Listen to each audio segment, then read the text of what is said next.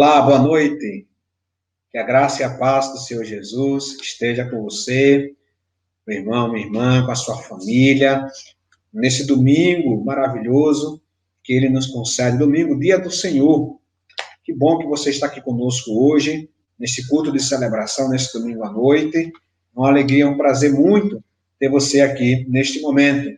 Não pude estar com vocês hoje pela manhã, tendo em vista que estava participando do curso de liderança avançada do Instituto Haggai Brasil, uma oportunidade que o Senhor assim me concedeu para estar aí me qualificando durante esse período.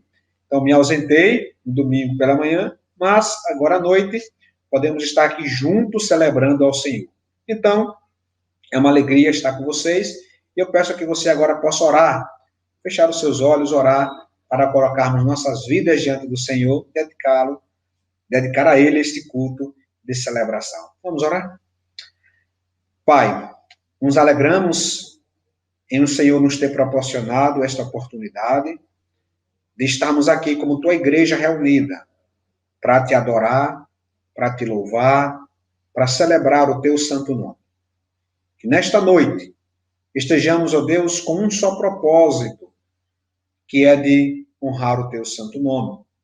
Aproveita, Deus, nesta oportunidade e fala ao teu povo, fala ao meu coração, fala aos nossos corações. Que o Senhor receba os louvores, receba a adoração e que também o Senhor instrua o teu povo por meio da tua palavra. Obrigado, Pai. Já pedimos também perdão pelos nossos pecados e rogamos ao Senhor um domingo, uma noite de domingo de paz. Em nome de Jesus. Amém.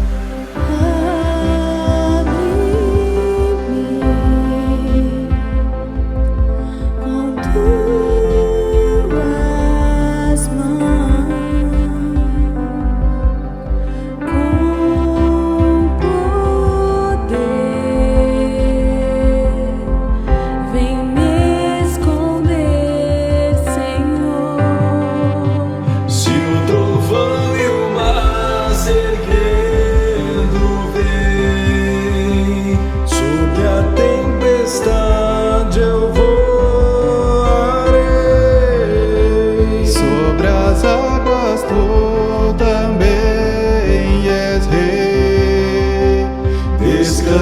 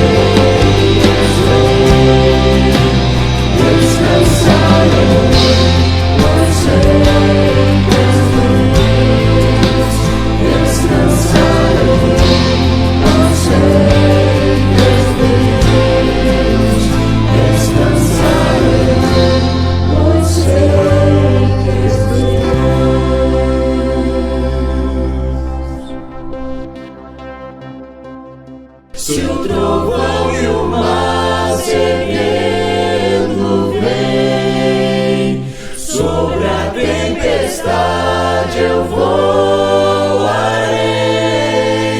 sobre as águas tu também és rei. Descansarei, pois sei que és Deus. Paz, igreja, em Salmo 150 diz o seguinte: Louvado seja o Senhor. Louvem o Senhor em seu santuário. Louvem-no em seu majestoso céu. Louvem-no por seus feitos poderosos. Louvem sua grandeza sem igual. Louvem-no com o toque da trombeta. Louvem-no com a lira e a harpa. Louvem-no com tamborins e danças. Louvem com instrumentos de cordas e flautas. Louvem-no com sons de símbolos. Louvem-no com símbolos ressonantes. Todo ser que respira, louve ao Senhor. Louvado seja o nome do Senhor. Amém.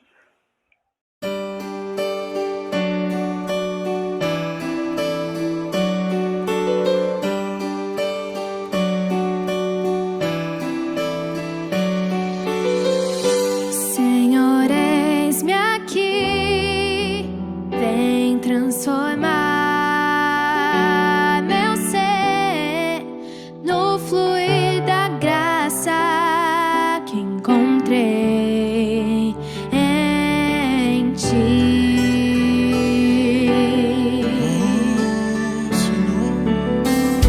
Senhor, descobri que as fraquezas que há em mim podem ser vencidas no poder do teu amor junto a ti. Junto a ti, teu amor me envolve,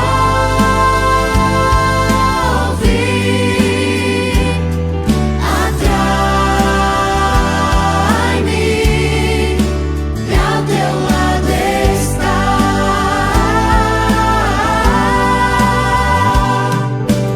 Espero em ti e subo como águia nas asas do Espírito. Contigo voarei no poder do teu amor.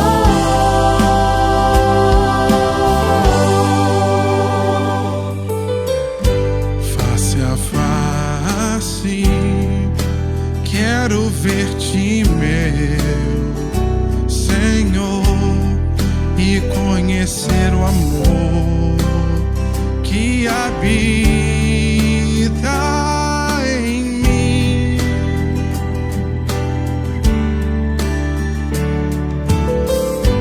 Vem renovar minha mente em teu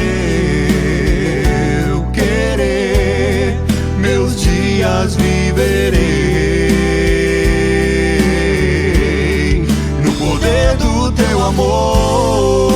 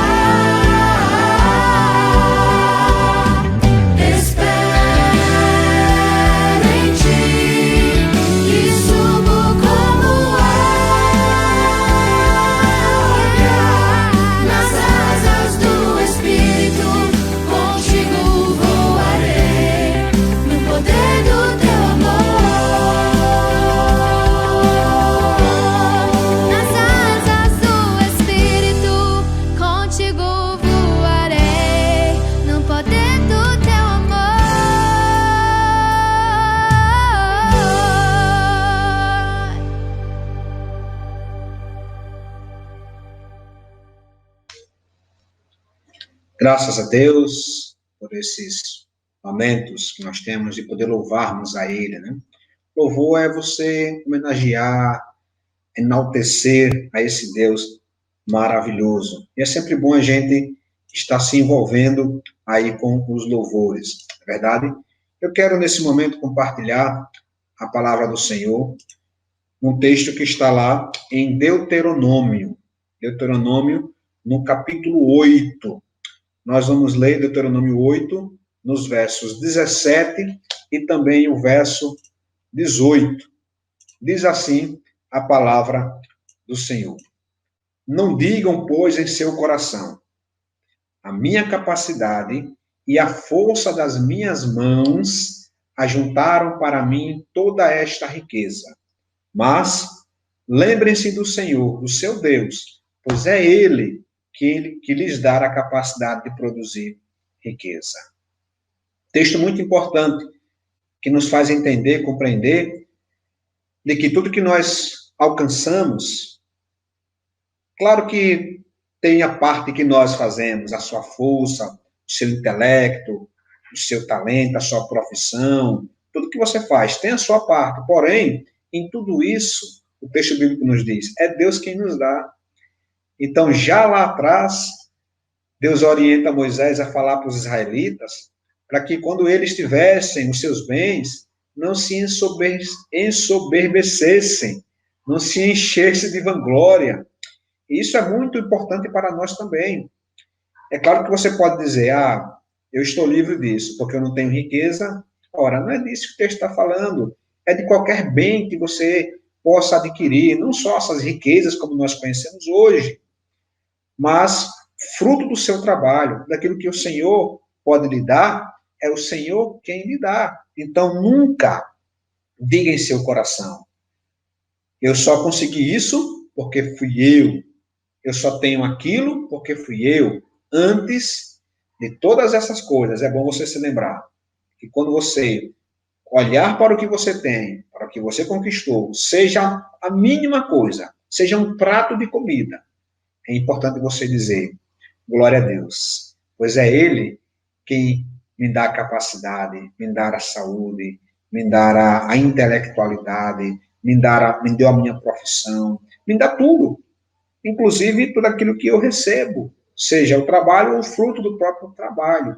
Isso nos leva a termos um coração humilde e grato diante de Deus. Logo, se você é humilde e grato, sabe que todas as coisas vêm do Senhor, logo você não vai ter nenhuma dificuldade em participar dos dízimos e das ofertas. Por quê?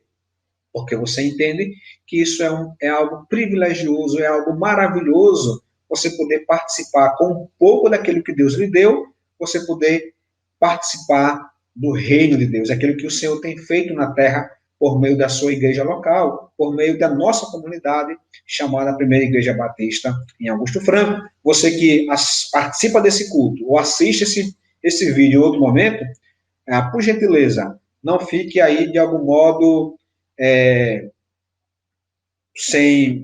com alguma insatisfação, não, nenhum sentimento. Esse é um momento específico da nossa comunidade, da nossa igreja. Então, se você ouve esse vídeo não é da nossa comunidade, se quiser, você também pode fazer isso, claro. Você pode participar, você vai ter aí a conta bancária da igreja, que você pode doar, mas não fique constrangido, tá certo? Esse é um momento de alegria, um momento de devoção, de adoração a Deus por tudo que Ele nos deu, tá certo?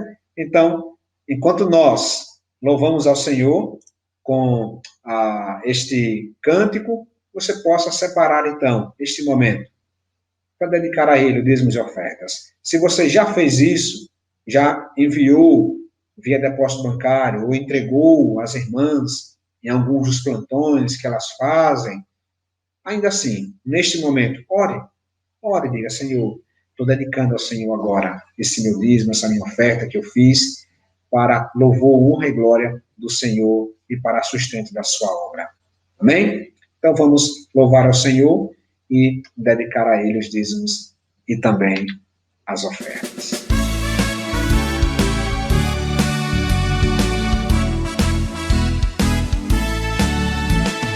Questo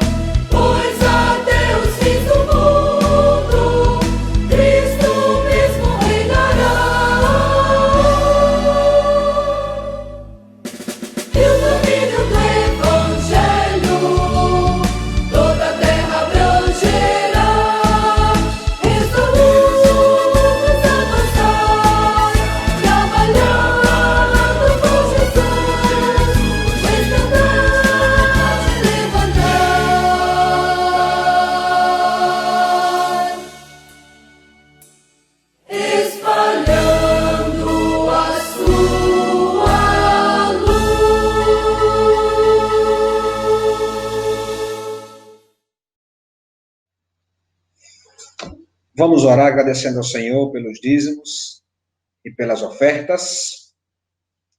Pai Santo, agradecemos por esse privilégio que o Senhor nos concede de podermos participar ativamente daquilo que o Senhor tem feito em nossa igreja, e a parte da nossa igreja, a partir dos convênios que ela celebra, o que o Senhor tem feito em outros lugares. E participar ativamente por meio dos nossos dízimos e das nossas ofertas. Agradecemos, Pai, o teu sustento, a tua boa provisão sobre cada um de nós. Então, que o Senhor receba cada valor que foi dedicado ao Senhor, Deus, agora, nesta noite, ou durante a semana, via depósito bancário, qualquer outra forma. Que o Senhor receba com alegria, porque foi entregue, Pai, por pessoas que têm os seus corações gratos pelo sustento, pelo pão de cada dia que o Senhor tem dado aos teus servos e às tuas servas. Em nome de Jesus. Amém. Graças a Deus. Nós vamos agora partir para a mensagem bíblica. E, nesta noite, eu trago para os irmãos o pastor Ebenezer Bittencourt. Como eu falei no início, né, eu estou fazendo aí um curso do Haggai Brasil, e eu achei por bem trazer para os irmãos o diretor, né, do Haggai Brasil, aquele que é responsável pela liderança do Haggai aqui em nosso país. O Haggai, que é um instituto que tem como objetivo preparar lideranças, aperfeiçoar lideranças para a obra, né, não apenas para a obra do ministério cristão, mas também para atuar em todas as áreas da vida, com foco aí muito claro na área da evangelização. E o pastor Ebenezer Bittencourt, ele pregou aí nesse congresso, porque o Haggai, além de ter os curso deles, liderança avançada, também tem os congressos que eles fazem todos os anos. Então, eu trago para os irmãos aqui um desses congressos que ele foi feito, né, que foi realizado no ano de 2015, e o pastor vai trabalhar sobre o tema portas abertas e portas fechadas. Na verdade, o tema da mensagem é descobrindo a vontade de Deus, né? Às vezes nós temos portas que se abrem, portas que se fecham. Como identificar? Como saber se aquela porta que abriu foi Deus que abriu ou foi talvez o inimigo que abriu? Como saber se a porta que fechou foi o Senhor que fechou ou foi o próprio inimigo que fechou? Como podemos tomar decisões sábias na vida? Como é que nós podemos colocar os nossos corações em conexão direta com Deus para que, como a oração que ele fez do Pai Nosso, que a vontade de Deus seja feita nos céus e na terra. Então, por isso eu quero que você, nesse momento, possa sentar, aí abrir a sua Bíblia, abrir o seu coração e a sua mente, para poder ser assim edificado pela palavra de Deus. Que o Senhor abençoe ricamente a sua vida.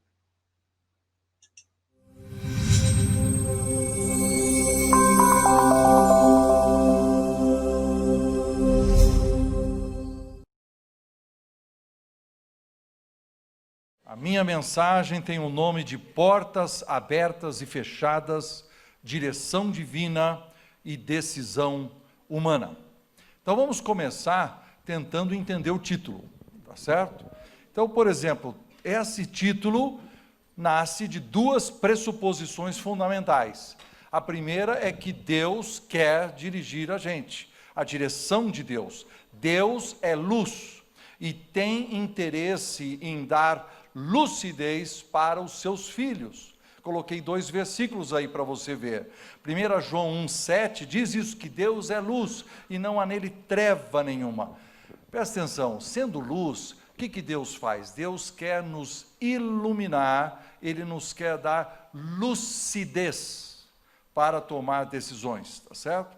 Filipenses 3, 15 e 16 diz que nós, se temos alguma dúvida ou se divergimos, Deus, ao seu momento, Ele nos esclarecerá. Está vendo aí? Ó, clarificar. Deus tem interesse em clarificar a sua mente. Mas tem esse texto, termina assim: todavia, andemos de acordo com o que já alcançamos. Você sabe que é sempre assim? Você, num certo momento da sua vida, você tem um tanto de luz, vamos dizer assim. Aí você olha para trás de uma decisão que você fez e fala assim, puxa vida, quando eu fiz aquela decisão, estava errado. Olha, saí daquele emprego do jeito certo, namorei aquela moça lá, mas fiz do jeito errado, fiz aquele negócio, não devia ter feito. Mas, queridos, olhar para trás é moleza. O duro é tomar a decisão de hoje, porque a decisão de hoje é com a luz que temos, cada um ande com a luz que tem alcançado. E Deus pode esclarecer mais alguma coisa para você. Então essa é a nossa primeira afirmação, é que Deus nos dirige. A segunda afirmação é sobre as decisões humanas. O ser humano, você e eu, temos a capacidade e temos que tomar decisões. Nós vamos tomar decisões, desde Gênesis, quando Adão teve que dar um nome para os animais, ele tomou decisões. Em Provérbios 18, 19, diz assim, porque nos lábios do rei se acham decisões autorizadas. Agora, você pode trocar a palavra rei por qualquer pessoa que esteja numa posição de tomar uma decisão ou de uma supervisão. Nas mãos dos lábios de um gerente, nos lábios de um diretor, nos lábios de uma mãe, de um pai, estão decisões autorizadas. Ele foi autorizado a tomar aquelas decisões. Todos nós tomamos decisões todos os dias, centenas de decisões. Até quando você decide não decidir, você fez a decisão de não decidir, não é verdade? Então nós tomamos decisões. Conhece aquela história do sujeito que é muito inseguro de si, e ele viu um cara assim, tão bacana e tão feliz, e ele falou assim, cara, você é tão feliz, você toma alguma coisa para ser feliz? Ele falou, eu tomo decisões. Entendeu como é que é? Porque se você não toma decisões, você é uma pessoa insegura o tempo todo, tá certo? Agora, veja bem, são as duas afirmações iniciais. Se Deus quer nos iluminar e nós queremos tomar as decisões e temos o poder para fazer, fechou, né? Está resolvido, uma coisa maravilhosa. Nós vamos tomar só a decisão certa, não é? Porque nós temos a capacidade e Deus tem a luz que não quer iluminar para a gente decidir. É assim que acontece? Não é assim. Por quê? Aí entra esse negócio das portas abertas e portas fechadas. Nós usamos esse termo porque é um termo comum, que nós usamos. Isso aí, nossa, Deus abriu a porta, foi maravilhoso. Né? Não, isso não deu, Deus fechou a porta. Né? Ele fala assim, quando Deus fecha uma porta, Ele abre uma janela. A gente vai melhorando aquela frase para ver se a coisa ajuda, né? Mas vamos entender as dificuldades de porta aberta e fechada. Em Atos 16, conta a história que Paulo e seus companheiros, eles queriam ir para a Ásia, e diz assim, o Espírito impediu. Aí então eles saíram da Ásia e foram para a Bitínia, o Espírito impediu, ou seja, Deus fechou a porta, certo? Aí, então, eles se deram uma volta lá e chegaram a Trode, lá eles tiveram uma visão, e na visão eles foram para Macedônia, aquele homem falou com eles de noite, e eles entenderam, diz o texto, concluindo que Deus nos havia chamado, nós fomos para lá. Que texto maravilhoso! Né? Deus fechou, e Deus abriu, coisa maravilhosa. Só que tem um problema, né? Veja o que o texto diz. Tendo sido impedidos pelo Espírito Santo de pregar a palavra na Ásia. Como assim? Como assim? Os caras queriam pregar o Evangelho. Foram impedidos pelo Espírito Santo de pregar o Evangelho? O texto tem que estar errado. E outra coisa, foram impedidos como? Como é que foi impedido? Porque você diz assim, autorização eles tinham. O Paulo era um cidadão romano, podia viajar para tudo quanto é lado. Então não era problema de documentos. Como é que Deus impediu? Como é que você acha que foi? Paulo com os companheiros estão indo numa estrada, e aí o Espírito Santo impediu, eles entenderam que impediu de pregar o Evangelho naquela região, então eles se desviaram para outra, não deu, e aí eles foram para outra, e aí deu. Então Deus abriu a terceira porta e fechou as outras duas. Para ficar pior, tem um outro texto na Bíblia, em 1 Tessalonicenses, capítulo 2, versículo 17 e 18, que diz que Paulo queria demais ir para Tessalônica, e que já tinha tentado ir lá 2 vezes, mas Satanás nos barrou o caminho. Então Satanás também fecha a porta. Então agora, quando você tem uma porta fechada, quem que fechou? Foi o Espírito Santo ou foi Satanás? Aí você tem uma porta aberta, quem que abriu? Foi Deus ou foi Satanás? Porque no caso aqui, quando ele percebeu que era Satanás, ele ia tentar uma terceira vez, diz o texto, com mais empenho diligenciamos, com o grande desejo ir ver-vos pessoalmente. Já tentei 2 vezes, eu vou a terceira. Então nós estamos diante dessa grande pergunta: como saber? Porque Deus é luz, quer nos iluminar, quer nos dar lucidez. Ele também nos deu a capacidade para decidir. Agora, Deus abre e fecha portas, o diabo também abre e fecha portas. Como é que eu vou saber quem abriu e quem fechou a porta? Olha que bacana, meu sermão ficou bom até agora, não ficou? Não ficou? Sabe por quê? Porque agora eu criei uma expectativa em você de que eu vou responder a pergunta, não é? Você acha assim, não, agora o homem vai nos dizer como é que a gente sabe qual é a porta do diabo e a porta de Deus, não é isso? Mas para piorar a situação, existem umas coisas na procura da vontade de Deus que eu chamo de fatores subjetivos variáveis. Ficou chique, hein, Lívio? Pelo amor de Deus, cara. Procurei no dicionário as palavras. Fatores subjetivos variáveis, ou seja, tem coisas que são invisíveis, queridos. Agora, elas não são erradas, só são invisíveis. Tudo que é invisível é mais difícil.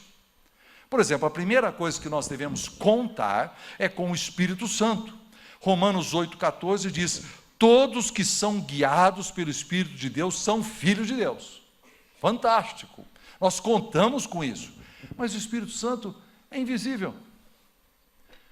Aí você fala assim, não, eu estou sentindo que o Espírito Santo está me dirigindo. É o Espírito Santo? Ou é a sua imaginação? É demônio? Eu não sei, ó. Não, mas não é complicado? Porque nós estamos falando de uma coisa invisível. Né?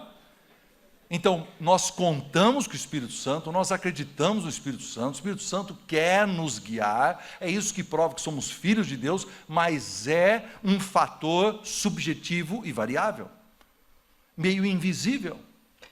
Uma outra coisa, por exemplo, que nós temos é a consciência, Deus nos deu.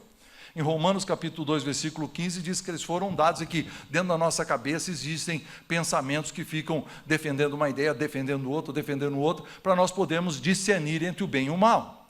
Aí você fala, nossa, que maravilha, então se eu vou fazer uma coisa, eu vou dizer assim, não, isso aqui é errado, tá vendo? Ficou fácil, se é errado eu não devo fazer. Aí você vai para 1 Timóteo 4,2 e diz que tem umas pessoas que receberam ensinos de demônios, porque eles tinham a consciência cauterizada.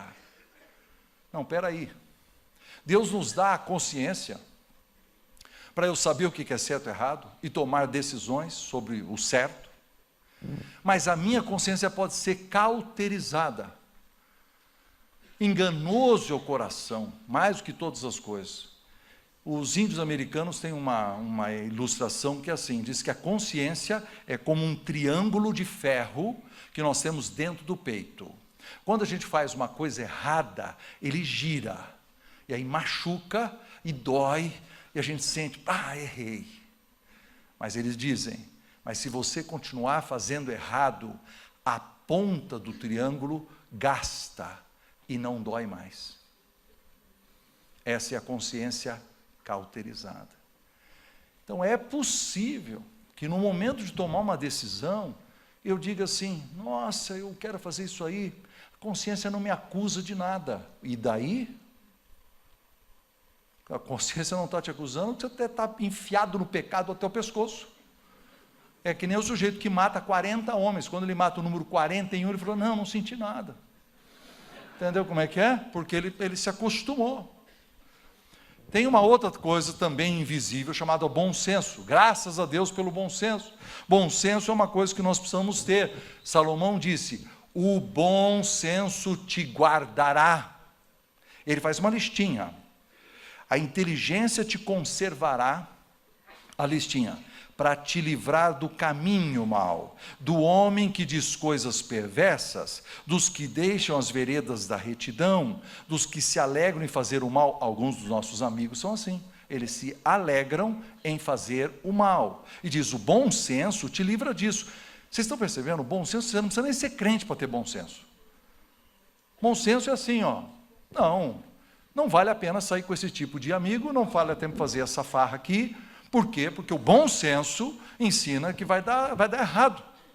Bom senso é aquelas coisas que a mãe ensina para a gente. Filho, antes de atravessar a rua, olha para os dois lados. Isso é bom senso. Então, nós aprendemos essas coisas. Agora, vamos imaginar uma seguinte situação. Você quer fazer uma compra, você quer gastar um dinheiro. E eu não sei qual mãe que você teve, tá? Mas você teve uma mãe que era daquelas assim, que te ensinava mesmo a não gastar. E ela dizia assim, filho, guarda, não gasta em besteira. Olha, você não sabe, o dia mal vai chegar por aí, tem as vacas magras. Né? Essa é a mãe que criou em mim um bom senso, fica aquela voz na cabeça. Tem a outra mãe, que talvez seja a sua, que fala assim, ó, não, dinheiro é para gastar. E se ela tem raiva do marido, ou do ex-marido, ela fala assim, não, o fulano de tal ganha um monte de dinheiro, nós temos mais que gastar o dinheiro dele. Entende? E isso vai grudando na sua cabeça. Aí você chega na hora de fazer uma decisão e você tem aquele negócio da cabeça. Qual é a voz que você tem? É a ruim ou a boa? Porque o bom senso é criado por essas influências, experiências que a gente tem. Então, até o bom senso é complicado, porque ele pode ser um mau senso. Por exemplo, pega o bom senso na área dos negócios. Você vai lá para Tiago, ele diz assim, que quando um homem de Deus, um administrador de Deus, ele planeja as coisas, ele deve dizer assim, não diga que eu vou construir, que eu vou sair, que eu vou para outra cidade fazer negócios, porque você não sabe como é a sua vida. Você é como uma neblina, você pode morrer amanhã. Diga o seguinte, se o Senhor quiser, graças a Deus, essa é a parte da dependência. Vamos depender em Deus. Se o Senhor quiser, mas também acrescenta, se o Senhor quiser, faremos isso ou aquilo, plano A ou plano B. Esse é um homem de negócio inteligente. Ele usou o bom senso dele para pensar bem. Eu tenho um amigo muito querido, ele ensina sobre finanças, ele é um homem de negócio, e ele fez um negócio. Eu me encontrei com ele numa dessas viagens, falei, e aí, cara, como é que estão os negócios? Ele falou, rapaz, você não vai acreditar. Você acredita que apareceu uma oportunidade de eu comprar uma fábrica, alguma coisa, fábrica pequena, e eu então fiquei encantado, examinei os papéis, e falei assim, não, vou fechar, fechei. 30 dias depois começa a aparecer problema aqui, problema lá, um furo de 240 mil reais de passivo trabalhista, um monte de coisa, e eu estou aqui, a minha casa vale 400 mil, eu estou com esse problema de 240, e eu falei assim, mas cara, você não viu isso antes? Ele falou, pois é, eu ensino isso para os outros, eu digo para eles assim, não feche nenhum negócio sem pedir todos os papéis, eu ensino eles a terem bom senso, mas você vê, mesmo um homem treinado, que tem o conhecimento, quando chegou na hora de tomar uma decisão, então, eu estou até imaginando, eu estou inventando aqui, né? O cara chega em casa e fala assim, mulher, Deus abriu a porta. E aí, quando, não é? E quando ele chega em casa um mês depois, fala assim, mulher, lembra aquela porta que eu achei que Deus abriu? Foi o diabo. Não, mas não é? Porque ele só fez besteira com o dinheiro dele e está pagando dívida, tá certo? Outro problema que nós temos, que é uma coisa que Deus nos dá, é chamado a paz de Cristo, que excede todo o entendimento, deve guardar o nosso coração, e diz que ela deve ser o árbitro em nosso coração. Árbitro é como juiz de futebol, gente, né? Tem um apito. Então, quando você faz uma coisa e falta paz, é como tivesse apitado falta, deu cartão vermelho, olha, faltou paz, certo? E quando você faz certo, você devia sentir a paz de Cristo. Mas você concorda comigo que também é complicado, porque tem hora que você sente paz, não é de Cristo. Um rapaz chegou para mim e falou assim, cara, pastor, eu vou lhe dizer o seguinte, quando eu beijei aquela menina, eu senti, é de Deus. Eu falei, não é de Deus, isso é hormônio. Não confunda o negócio. Tá certo? E só isso que provou. Claro, você achou o máximo, né? Então, você vê como é que é confuso? Não, mas eu senti paz. Aí comprou a casa. Senti paz, comprou o carro. E vai fazendo uma besteira atrás da outra. Então, olha a lista completa. Temos o Espírito Santo, que é Deus que dá. Temos a consciência, que é Deus que dá, que pode ser cauterizada. Temos o bom senso que Deus constrói na vida da gente, né? Mas que recebe influências de mãe, de pai, e que pode dar errado também. E temos a paz interior, que pode dar errado também, porque pode ser uma paz que não é de Cristo, é de outra coisa que você está sentindo. Bom, então agora nós vamos resolver o problema.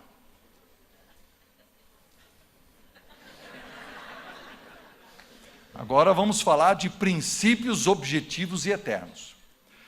Primeira coisa que nos ajuda a tomar decisões mesmo, gente, é a Bíblia. É a Bíblia. A Bíblia é inspirada por Deus e útil, diz o texto, usa 4 palavras: ensinar, repreender, corrigir e instruir. O que é isso? É muito simples. Aqui, ó, você está caminhando para lá, ela está te ensinando, ele ensina que você tem que caminhar para lá, você está caminhando, aí você faz uma besteira. Quando você faz uma besteira, você começou a desviar, não desviou? Aí então a Bíblia corrige, fala, para, você está errado. E aí ela faz você voltar para o caminho, e aí ela educa você para você continuar. Estuda melhor, você vai ver que essas 4 palavras ajudam você na sua caminhada, mesmo quando você desvia. É a Bíblia. A Bíblia é tão séria, a Bíblia é tão certa, que aquilo que a Bíblia diz, nós devíamos fechar o olho e fazer. Por exemplo, eu estou precisando, eu tive uma ideia, hoje eu compartilhei com o conselho, de fazer um projeto de 10 milhões de reais para o Instituto Haggai. Eu não tenho dinheiro, eu acho que ninguém de vocês tem, se alguém tem, por favor, fale comigo, mas eu descobri quem tem. É o banco. Então eu quero convocar todos vocês para nós fazermos uma reunião de oração e realmente pedirmos ao Senhor para que Deus nos proteja, nos ilumine, nos guie, porque nós vamos assaltar um banco em nome de Jesus. Não, ó. Qual é o problema? O problema é que a Bíblia não deixa. Tem gente fazendo oração para fazer coisa que a Bíblia está proibindo. A Bíblia não deixa, cara, não adianta. Por exemplo, a Bíblia diz assim, ó, não saia de vossa boca nenhuma palavra torpe. Não é para falar palavrão. Mas quantos dá para falar? Nenhum. Nenhuma palavra torpe. Piada suja não pode ter na tua vida. Mas esse versículo eu não conhecia. Ah, sim, aí sim. É ignorância. Nós não conhecemos nada de Bíblia, não estuda a Bíblia, não vem na escola dominical, quando vem no culto fica brincando com a coisinha lá, conversando com os amigos, tá certo? E aí fala assim, não, mas eu fiz isso, mas eu não sabia. Claro que você não sabia. Se você não tiver conhecimento da palavra de Deus, você vai fazer um monte de coisa errada. Quer ver um versículo aqui, tem muitos jovens, deixa eu entrar nesse caminho, só um pedacinho. 1 Tessalonicenses 4, 5 e 8 diz assim, ó, e que nessa matéria, a matéria de relacionamento homem e mulher, ninguém ofenda nem defraude o seu irmão, nem pode ofender, não pode defraudar, porque o Senhor, contra todas essas coisas, como antes vos avisamos e testificamos claramente, é o vingador. Rapaz, isso é pesado. Se você, no seu namoro, resolver ofender uma pessoa, então você quer um beijo, então você agarra e pega, e se ofender. Ou levar uma pessoa à força para a cama, à força, se ofender. Defraudar é assim, ó, sutil. Você fala umas palavras, você engana, você vai alisando, não posso viver sem você. Porque não sei o que, não sei o que. E aí você leva a pessoa a fazer aquilo que não devia fazer. A Bíblia diz, você está brincando com isso? Defraudar é roubar através de sutileza. Se você rouba de alguém nessa parte do relacionamento homem e mulher, se você rouba de alguém, Deus é o vingador. E diz: quem rejeita estas coisas não rejeita o homem, e sim a Deus, que também nos dá o seu Espírito Santo. Agora, esse versículo você não conhece, né? Está vendo? A gente não lê esse versículo. Uma vez um rapaz chegou bem e falou assim: pastor, eu tenho uma pergunta para o senhor, eu estou namorando aí a menina, eu queria saber assim, até onde pode ir a mão? Já foi. E já foi onde não devia ter ido, porque a pergunta está errada. Ele não perguntou quanto que eu devo respeitar essa moça. E eu estou falando só exemplo de rapaz, é um absurdo, porque a mulherada aí também está dando em cima, entendeu? Nós precisamos pensar em tudo, queridos. Bíblia, cara, Bíblia. Você tem que estudar mais, você tem que ler mais, tem que assistir mais DVD, tem que assistir mais palestra, tem que prestar atenção. Tem que pegar um caderno, vai anotando. Quanto mais Bíblia, quanto você tem uma coisa objetiva do que Deus manda você fazer, menos jeito de errar. Agora, não é só Bíblia, olha que interessante. A Bíblia fala de um tripé. Eu uma vez estava em Porto Alegre fazendo a inauguração de um local e estava junto comigo um rabino, porque o dono era judeu, convidou um pastor e um rabino. Aí ele falou umas palavras, eu falei umas palavras, pronto, inaugurou. Depois eu fui conversar com ele, né? E nós conversando, ele, com aquele sotaque que eu não sei imitar, ele falou assim: não, mas existe o tripé do sucesso, do ponto de vista israelita. Eu falei: qual que é? Inteligência, conhecimento e sabedoria. O texto de Provérbios 24, 3 e 4 diz assim: que com a inteligência é aquela capacidade de pensar que você tem, né? Você vai edificar a sua casa. Com sabedoria, ela vai crescer. Com o conhecimento, você vai encher as câmeras de toda sorte de bens. Você fica rico através de quê? Do conhecimento. Não precisava nem da estatística do Sebrae. A estatística do Sebrae diz isso, que quando você estuda mais, o seu salário é melhor, porque você cresce mais profissionalmente. Quem estuda menos tem os piores salários do país. Mas a Bíblia diz que é com o conhecimento, não é qualquer conhecimento, não é só o conhecimento da Bíblia. Se você é um pedreiro, mas você é um ótimo pedreiro, se você é bom, se você sabe bastante matemática, se você sabe bastante geografia, se você sabe da ciência que você está envolvido, computação, se você aprende com o conhecimento, você cresce. Se você quer fazer bons negócios, tem que estudar sobre as melhores práticas de negócio. Queridos, inteligência, conhecimento, sabedoria. Qual médico que você quer contratar? Assim, aqui tem um médico, 26 anos, menino super inteligente, quando entrou no vestibular, passou em primeiro lugar, e agora está acabando de terminar a residência dele. E tem esse outro aqui, que tem 30 anos de experiência, todo mundo que ele já operou está bem, tem um histórico, né, de sucesso. Você quer ser operado por quem? Não, mas o menino é uma sumidade. Pois é, mas é um moleque, né, cara? Será que esse aqui pode supervisionar aquele? Não, por quê? Porque nós queremos a sabedoria. Nós queremos a pessoa que sabe aplicar os conceitos à vida. Estive nos Estados Unidos recentemente e minha irmã me contou a seguinte história. Um homem que ganhava entre 20 e 30 mil dólares por mês, R$1 milhão por ano. Tá? Este homem, ele veio na igreja, assistiu um culto onde dizia que não podia ter dívida, que é um texto da Bíblia. Ele falou: como assim não pode ter dívida? Ele lutou com o conceito até que ele falou assim: não pode mesmo, não pode ter dívida. Rapaz, ele foi para casa e começou a fazer decisões assim, eu antes comia fora de casa, agora eu como, volto para casa para comer. Agora eu levo lanchinho. Agora eu não sei, ele começou a se comportar como uma pessoa muito mais pobre do que ele era. E todo o dinheiro que ele tinha, pagando dívida, pagando dívida, pagando dívida. Depois de 8 meses, ele conseguiu pagar todas as suas dívidas.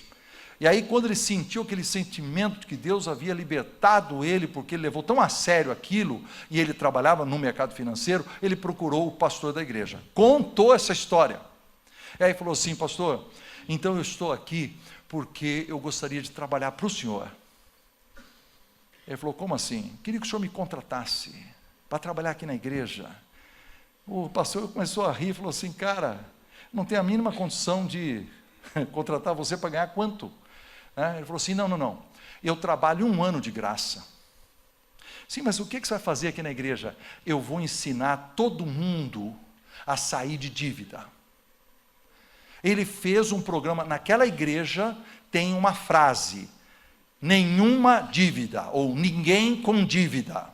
É um programa, você entra na escola dominical lá e você vai tentar sair, inclusive, da prestação da casa própria. Você vai tentar pagar, e você diz: eu estou livre, e vai fazer esse esforço. Esse homem já está naquela igreja há 2 anos. O primeiro ano ele trabalhou de graça. No segundo ano a igreja contratou ele, porque tem uma quantidade de gente enorme que já saiu das dívidas, que está contribuindo mais para a igreja, que tem uma vida mais feliz, por causa de um versículo da Bíblia que diz: a ninguém deveis coisa alguma. Então, está vendo como obedecer a Bíblia é a vontade de Deus, cara. Essa é uma porta aberta, você pode ter certeza. Agora, temos também pessoas na nossa vida. Então nós temos conselhos e opiniões de gente que vem falar com a gente. Então a Bíblia, aqui que ela diz? A Bíblia nos diz assim: ó, você, quando for tomar uma decisão, fale com conselheiros maduros. Tem vários versículos na Bíblia sobre conselheiros. Diz: quando não há sábia direção, o povo cai, mas quando há conselhos, há segurança. Diz: onde não há conselho, frustram-se os projetos, mas na multidão de conselheiros, eles se estabelecem. Estabeleceu o projeto. Porque com conselho prudente tu podes fazer a guerra e a vitória na multidão de conselheiros. Agora, o que a gente aprende, que eu estou enfatizando, você tem que procurar o conselheiro maduro. Você sabe que nem sempre o pastor da sua igreja é o melhor conselheiro. Por exemplo, onde aplicar o dinheiro que eu tenho? Às vezes o pastor não sabe, porque é um conhecimento técnico. Aí você não pergunta para ninguém. Você precisa perguntar para alguém que tenha conhecimento, para você ter aquele conselho. Deus, então, através do conselheiro, te dá um pouco de luz para você tomar a decisão correta.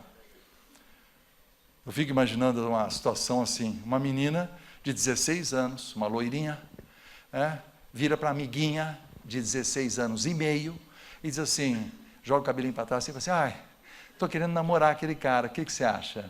Eu acho que sim. Então tá.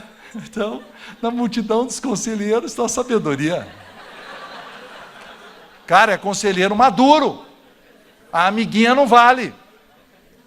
Quando eu quis namorar a Marta, eu fui atrás de gente para me dar conselho. Um conselho que eu recebi num casal, chamava Dilson e Meire. Ele falou assim: você vai casar com uma argentina, porque minha esposa é argentina. Ninguém é perfeito, né? Desculpe.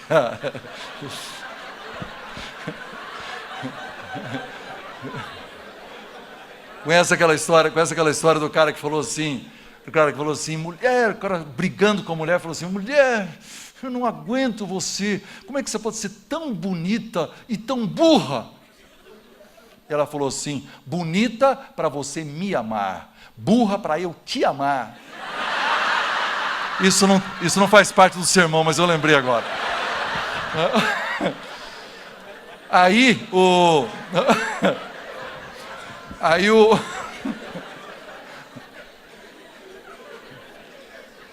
Isso não tem nada a ver. Vocês vão lembrar só disso, né? Agora, ela virou para mim e falou assim: casamento é o ajuntamento de 2 famílias. Você vai casar com uma pessoa que mora a 3.000 quilômetros de distância? Você coloca isso no seu orçamento. Eu não esqueci até hoje. Não, e eu coloquei no orçamento, porque sim, nós temos que visitar a família dela. Tá vendo? Nós vamos morar aqui, mas tem que estar no orçamento. olha que coisa fantástica quando um conselheiro te dá uma ideia boa. Como Deus abre a porta, dirige, sabedoria, luz divina, para você tomar decisões, né? Segunda coisa que tem gente envolvida é a obediência a autoridades. Aí Romanos 13 é o capítulo clássico que ensina sobre autoridades que foram ordenadas por Deus, estão aqui e nós devemos obedecer. E diz que nós devemos pagar a cada um o que é devido, a quem tributo, tributo, a quem imposto, imposto, a quem temor, temor, a quem honra, honra. Mas todos os homens que estão aqui, mulheres que estão aqui, que são pessoas que estão envolvidas no comércio, sabem que nós precisamos fazer um esforço para não pagar imposto, certo, queridos? E todo esforço legítimo está ok. Porque se você for burro o suficiente para pagar toda coisinha pequena que sai no mercado, e você não pede conselho para uma pessoa que entende de como diminuir os seus tributos, e você faltou bom senso, faltou luz, você vai à falência. Não há nada errado em tentar achar um jeito mais inteligente, mudar seu contrato social, fazer uma outra classificação, algum outro jeito para você pagar menos. Agora, tem gente que quer desobedecer a lei, né? E quer que Deus abençoe, pede oração. Uma vez um rapaz chegou para mim e falou assim: pastor, na porta da igreja, ele tinha uma pasta assim, cheia de papel. Eu falei: pastor, aqui, ó, isso aqui está virando uma via crucis. O que é isso? Não, eu estou tentando ir para os Estados Unidos, os caras não me dão visto, eu não consigo ir. Pedi que o senhor orasse. Eu falei: mas por que você vai para os Estados Unidos? Não, querendo ir lá, mas para quê? Não, quero trabalhar lá, mas isso não é ilegal? É ilegal, mas você sabe que não é, pastor? Então você está querendo ir lá, ficar ilegalmente, trabalhar ilegalmente, e você quer que eu faça oração? E o cara lá, o embaixador, pegou que esse cara aqui é malandrão, mas ele quer burlar a lei, e quer fazer uma oração poderosa. Aí ele vem no culto, e ele fecha, ele vai, entendeu? Para ver se Deus abençoa ele desobedecer às autoridades. Não vai dar certo, não. Deus fechou as portas para esse moço, graças a Deus. E se alguém abriu, foi o diabo. Não é? Porque está errado. Outra coisa é submissão a líderes espirituais. Muito complicado o assunto. Por quê? Porque Hebreus 13:17 diz que nós devemos realmente obedecer os nossos guias, eles velam pelas nossas almas. Quando você é desobediente com o seu pastor, o pastor fica com o coração sangrando, cara, porque ele fala assim: eu tenho que cuidar desse cara, e esse cara é insubmisso. Eu estou dando conselho, ele está fazendo ao contrário. E aí então você não sabe por que Deus não está abençoando, fechando portas, etc. Mas ao mesmo tempo que a Bíblia diz que nós devemos nos submeter às autoridades, ele também diz: acautelai-vos dos maus obreiros. Porque tem pastor ruim. Olha que situação difícil. Você fica sabendo que o pastor da sua igreja está roubando o dinheiro da igreja. E aí o que ele gosta de falar no púlpito é assim, ó: você está dando para Deus, não para homens. Você vai pedir conselho, o cara fala assim: dê o seu dízimo, como está sendo administrado não é da sua conta. O que é isso, nós somos inteligentes. Como é que eu vou dar um dinheiro que está sendo mal administrado? Eu não vou dar. Aí você fala assim: ixi, olha o que ele está falando do púlpito, está sendo gravado esse negócio. Veja bem, olha uma situação que aconteceu, uma situação real. Uma moça mandou para mim um e-mail com a seguinte situação: eu perdi o meu marido, eu tenho 26 anos, e eu perdi meu marido num acidente de trabalho. Recebi 50 mil reais. Gente, quando você perde um marido que podia estar com você por mais 50 anos, 50 mil reais não substitui o marido, tá certo, queridos? Então, mas o seguro deu para ela 50. Como ela morava na favela, numa casa muito humilde, então ela achou que ela estava milionária. 50 mil reais, eu nunca vi esse tanto de dinheiro na vida. Primeira coisa que ela decidiu, com ingratidão ao Senhor, apesar das suas dificuldades, é dar 5 mil de dízimo. Se eu fosse o pastor dessa moça, eu já teria dito para ela, não, o que é isso? Você não vai dar dízimo de um dinheiro que não é rendimento, isso não é rendimento, você perdeu o teu marido. E isso é uma compensação mínima. Isso não é rendimento fruto do seu trabalho, não vai dar dízimo disso. Mas ela deu. Aí o pastor dela, ela escreve no e-mail, pediu, sabendo que ela tinha tanto dinheiro, que ela desse para ele mais 10 mil reais, porque ele iria para Jerusalém, uma viagem, e que ele levaria, então, os pedidos de oração dela, até a montanha, sei lá qual, né? Sobrou 35. Aí ela estava morando nessa casinha pobre, e alguém falou para ela, a senhora não quer que eu faça uma reforma aqui? Eu faço uma reforma e ainda construo um segundo andar, a senhora aluga de cima e tal. E ela falou assim, olha, começamos a reforma, e eu hoje gastei já os 35, e estou devendo para esse cara 8 mil. Como é que o senhor pode me ajudar? Não posso, mas eu quero matar o pastor. Porque, cara, como é que um cara que tem que cuidar de gente, pega uma viúva, obriga ela a dar o dízimo, pede mais 10 mil para poder fazer uma viagem, e não aconselha ela a respeito dos 35 que sobraram, e essa moça hoje está sem casa, devendo dinheiro, morando de favor e pedindo ajuda. E aí me lembrei do versículo que já no tempo de Jesus, quando Jesus desceu a lenha nos escribas e fariseus, disse, vocês são hipócritas, porque devorais as casas das viúvas. Então você vê, a Bíblia ensina que eu tenho que ser submisso às autoridades espirituais sobre mim, mas tem gente exercendo autoridade espiritual sobre mim que não merece o meu respeito e que eu não posso me submeter, queridos. Então, eu estou falando de dois assuntos. Se você está aí com o coração todo rebelde, metendo pau na tua igreja, você não abre o coração, cara, cuidado. Você também precisa ter o coração submisso, porque tem esse versículo na Bíblia também. Mas do outro lado, se você está na igreja errada, você precisa talvez considerar a possibilidade de mudar de igreja. Último, a obediência e honra aos pais. A Bíblia diz que os filhos devem honrar os pais, devem ser obedientes aos pais, que esse é o primeiro mandamento com promessa para que se vá bem e sejas de longa vida sobre a terra. Durante muito tempo eu achava que esse negócio era milagroso. É assim, ó, você obedece à mãe e aí Deus põe a mão e você nunca vai ter ataque de coração. Entendeu? Não é assim não, queridos. É o seguinte, claro que você vai viver mais se você obedecer os conselhos que você vive, que você recebe.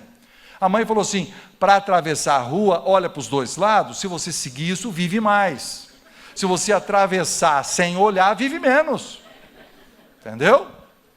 Se você cuidar da sua saúde, fazer exercício como teu pai mandou, e não ficar gordo que nem eu, você tem mais chance de ser uma pessoa saudável, viver mais.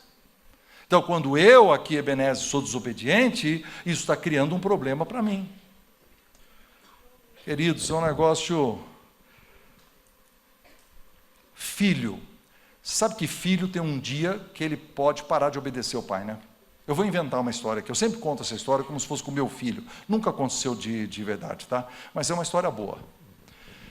O filho está trabalhando no computador. Aí eu tenho que sair, eu falo assim, filho, por favor, passa uma água no meu carro ali que eu tenho que ir embora. Tudo bem, papai, tudo bem. Aí eu saio, dou uma volta, começo a pegar minhas coisas. Filho, o carro? Não, já vai.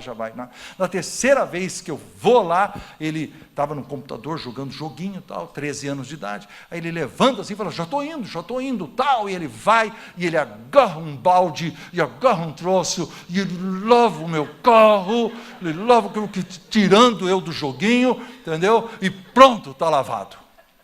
Então, ele me obedeceu? Claro que obedeceu. Ele lavou o carro. O que ele não fez? Ele não me honrou.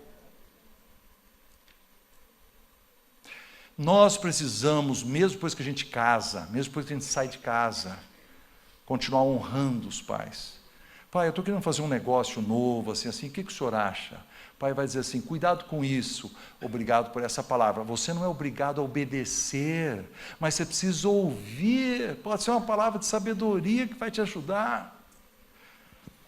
Então, queridos, qual é a solução? Vou mostrar 3 quadros. Em primeiro lugar, nós temos os princípios objetivos e eternos, olha lá, mandamentos, inteligência, conhecimento e sabedoria. Depois nós temos os conselhos e a opinião dos outros, que são os conselheiros, as autoridades, os líderes espirituais e a família. E nós temos também os fatores subjetivos e variáveis, o Espírito Santo, a consciência, o bom senso e a paz interior.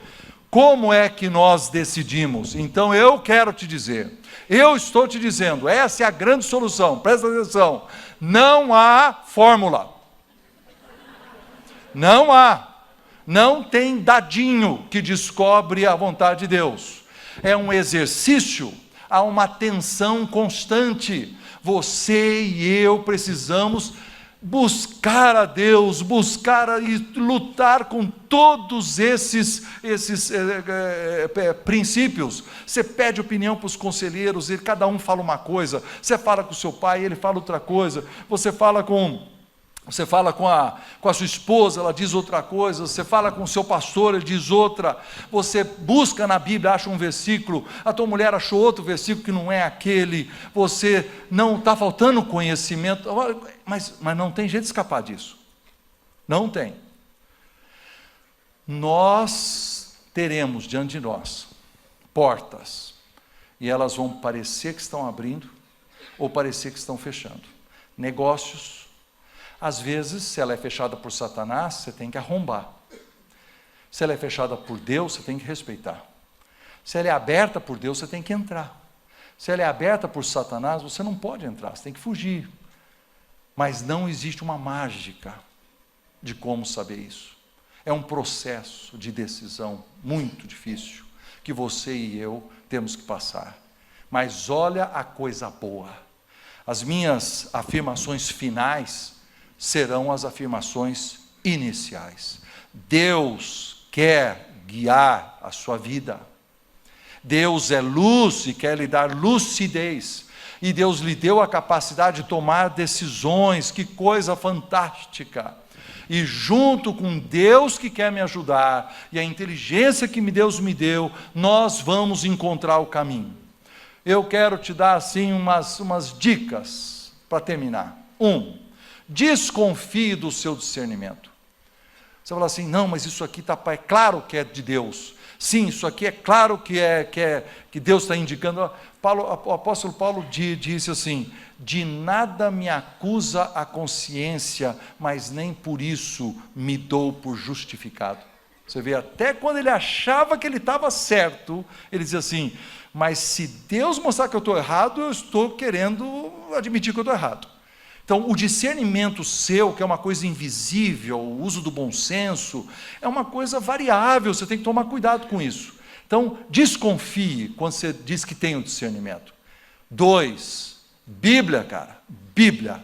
A palavra de Deus em primeiro lugar, porque Deus falou, meu povo peca por falta de conhecimento. Você conhecer mais... Se conhecer mais princípios, se for mais estudioso, se souber princípios da palavra e princípios do mercado, princípios de relacionamento, você vai tomar decisões melhores. Use a sua mente, por favor, para estudar mais. Eu acredito nisso, eu não paro de ler livros, leia mais, aprenda as coisas, para que você possa tomar decisões melhores. E desenvolva uma alma, um coração submisso. Vai dizer, Deus, o que eu quero é a tua vontade. Me ajuda com a tua iluminação. Me dê lucidez para que eu possa tomar a decisão correta.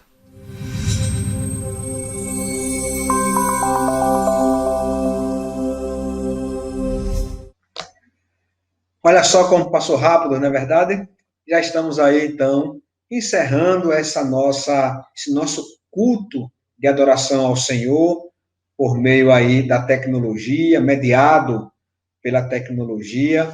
Que bom que você permaneceu até agora, foi persistente, perseverante, e pôde aproveitar cada espaço que nós separamos aí para você. Esperamos que você tenha também sido abençoado pela mensagem bíblica, e agora fica aí os desafios para colocarmos em prática esses ensinamentos. Quero só lembrar a você que estamos aí, encerramos pela manhã a campanha de missões estaduais, mas você ainda pode e deve fazer a sua oferta. Converse com Deus. Essa oferta não é nada mágico, nada que vai acontecer na sua vida, não. Essa oferta deve brotar de um coração que compreende a urgência da missão, a necessidade da pregação do evangelho.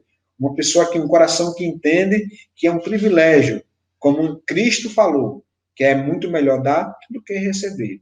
Então, coloque-se diante de Deus, converse com Ele e não deixe de fazer a sua oferta, não fique de fora. E aí, o princípio que a palavra do Senhor nos diz é que cada um deve contribuir conforme a sua capacidade, né? Então, naquilo que o Senhor concedeu a você. Então, se você, porventura, não tem, então peça a Deus que lhe dê, que Deus abra as portas do trabalho, não deixe de ficar de fora. Talvez alguma coisa você possa participar, né, desta festa missionária. Vamos então orar? Vamos concluir esse momento, já colocando também a semana na direção de Deus, para que Ele nos ajude aí na semana que está começando. Vamos orar? Pai Santo, louvado seja o Teu santo nome. Como é bom, Pai, termos tido esse tempo juntos como igreja, para a consagração, para a comunhão e para a edificação mútua.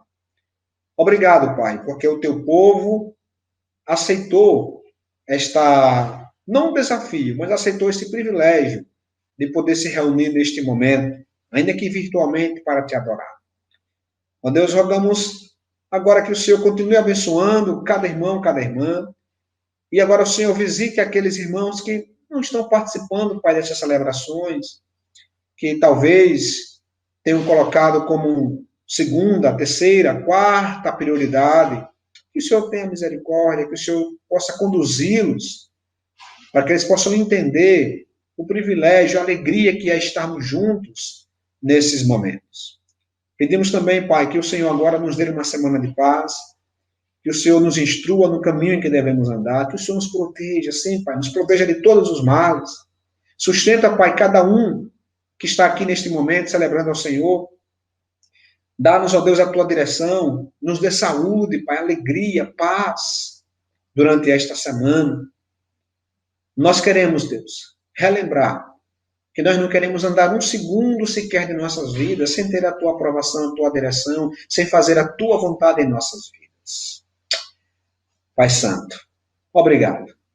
Obrigado. Obrigado porque em todas as coisas o Senhor nos ensina que nós somos mais do que vencedores por meio do Teu Filho amado, Jesus Cristo.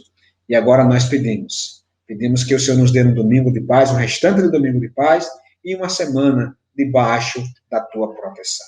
E que o grande amor de Deus Pai, a graça maravilhosa de Cristo Jesus e a doce consolação e a comunhão do Espírito Santo permaneça com cada um que celebrou o Senhor neste momento, com todo o povo de Deus que se reúne, onde quer que estejam, hoje, sempre e eternamente. Amém. Graças a Deus, bom ter esse tempo com você, meu irmão, minha irmã, que o Senhor lhe conceda uma semana de paz. Segura mais um pouco. A gente tem visto a mão de Deus em nossas vidas, o sustento do Senhor em nossas vidas. É preciso perseverança ainda não acabou. A pandemia continua, mas nós já conseguimos, por meio da fé, vislumbrar com a graça de Deus, irmãos, ali o nascer do sol. Conseguimos vislumbrar uma nova fase de nossas vidas, onde podemos aí sair, congregar presencialmente, fazer as coisas que nós fazíamos antes. Até lá, oração, persistência e fé, na certeza de que o Senhor está conosco. Tenham todos uma ótima semana, no nome do nosso Senhor e Salvador, Jesus Cristo.